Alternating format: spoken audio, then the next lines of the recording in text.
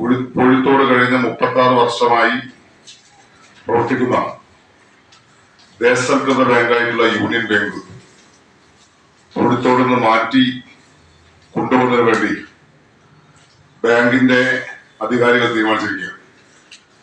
ഇതുമായി ബന്ധപ്പെട്ട് ആക്ഷൻ കമ്മിറ്റിയുടെ നേതൃത്വത്തിൽ 1000-ലധികം ആളുകൾ പങ്കെടുത്ത ഒരു പ്രക്ഷോഭം കുറച്ചു മാസങ്ങൾക്ക് മുമ്പ് കോഴിത്തോട് നടന്നിരുന്നു.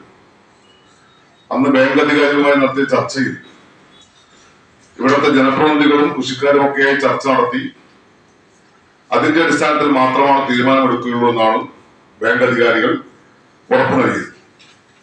എന്നാൽ ഇപ്പോൾ ബാങ്ക് മറ്റൊരു കെട്ടിടം നിർമ്മിക്കാൻ വേണ്ടി ഒരു ഭൂവുടമസ്ഥനെ ഏൽപ്പിക്കുകയും ആ കെട്ടിടത്തിന്റെ പ്രവൃത്തി മറ്റൊരു ടൗണിൽ നടന്നുകൊണ്ടിരിക്കുകയാണ്.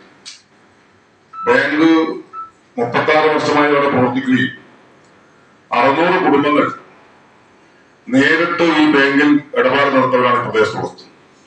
1600-ലധികം അക്കൗണ്ടുകൾ ഈ പ്രദേശത്തുള്ള ആളുകൾ ഈ ബാങ്കുമായി ബന്ധപ്പെട്ടുണ്ട്.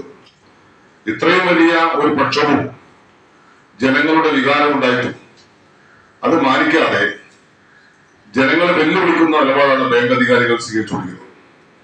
ഈ ബാങ്ക് കോഴിത്തോട് എത്തുന്നത് മലയോര മേഖലയിൽ ഏറ്റവും അധികം ഉൾപ്രദേശങ്ങളിൽ ജീവിക്കുന്ന കൃഷിക്കാർക്ക് സേവനം കൊടുക്കാൻ അന്നത്തെ ഗവൺമെന്റ്, രാജ്യം ഭരിക്കുന്ന ഗവൺമെന്റ് ദേശസൽകൃത ബാങ്കുകളുടെ ദൗത്യം എന്താണെന്ന് കൃത്യമായി നിർവചിക്കുകയും ആ ദൗത്യത്തിന്റെ അടിസ്ഥാനത്തിലാണ് ഇത്രയും ഉൾപ്രദേശത്തൊരു ബാങ്ക് അന്ന് സ്ഥാപിക്കപ്പെട്ടത്.